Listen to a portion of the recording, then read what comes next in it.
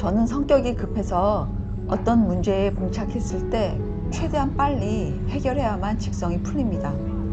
이는 특히 업무 처리 과정에서 잘 드러나는데요. 7개월 전쯤에 회사에서 있었던 에피소드를 말씀드리려고 합니다.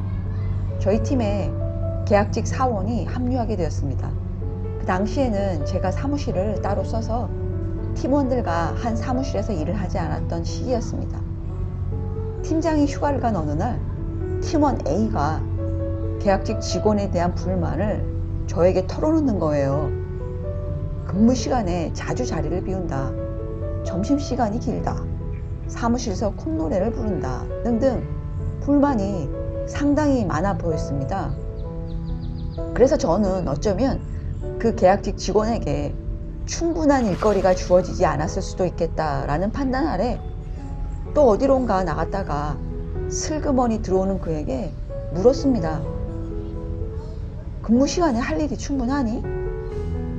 그런데 이 친구 반응이 뜻밖이었습니다. 대뜸 왜 묻냐고, 내가 상관할 일이 아니다 라고 하는 겁니다. 아니, 같은 동료 사이에서도 이렇게 반응을 못하는데 하물며 계약직이 지가 무슨 나의 아저씨의 이지한도 아니고 계약직 비하 무시 의도 없습니다.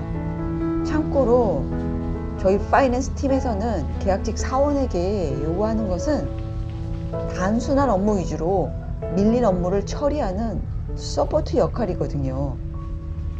팀원 어느 누구도 수시로 그 계약직 직원이 하는 일을 체크할 수 있어요. 그래서 제가 바로 되물었죠. 왜 내가 너에게 물어보면 안 되는데? 그 뒤에 더 재밌는 상황이 벌어지지만 여기서 멈추겠습니다. 왜냐하면 포인트는 그 계약직 직원과 저와의 해프닝이 아니기 때문입니다. 그 모든 상황을 바로 옆자리에서 지켜본 팀 동료 A, 일의 발단이자 원인 제공자인 그녀가 포인트이기 때문입니다. 저는 계약직 직원이 선을 넘었다고 생각을 해서 공론화 시키기로 맘먹고 다음날 팀장이 출근하자마자 제 입장에서 자초지종 설명을 했습니다. 그리고 계약직 직원을 불러 그의 입장에서 이야기를 들어본 후 마지막으로 객관적인 시각이 필요할 테니 A의 의견을 구할 것을 정식으로 요청했어요. 나중에야 알게 된 사실인데요. A가 팀장에게 자기는 아무것도 보지도 듣지도 않았다고 하더랍니다. 이곳 캐나다에서 일하면서 항상 느끼는 건 조직 내에서 사람들이 엄청 친절하고 친근하게 군다는 겁니다. 당연히 그래야죠. 그게 슬기로운 사회생활을 하는 101이죠. 하지만 때로는 그런 행동들이 가식적으로 느껴질 때가 있습니다.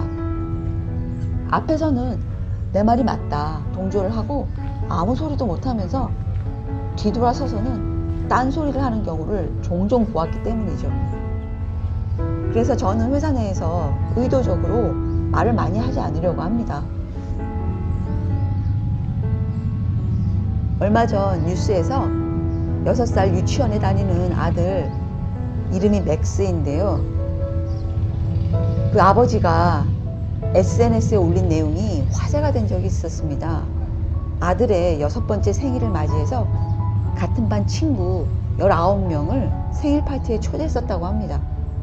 하지만 생일 파티에 참석한 반 친구는 단 1명, 참석을 못한다고 답장을 보낸 2명을 제외하고 나머지 16명은 아무런 응답 없이 노쇼 했었다고 합니다.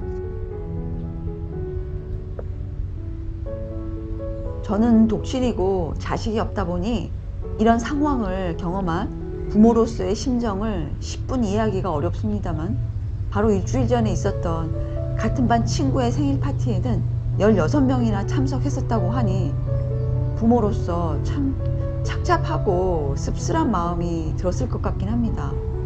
알고 보니 아들 맥스가 같은 반 친구들과는 조금 다르게 자폐증 스펙트럼 장애를 갖고 있다고 하네요.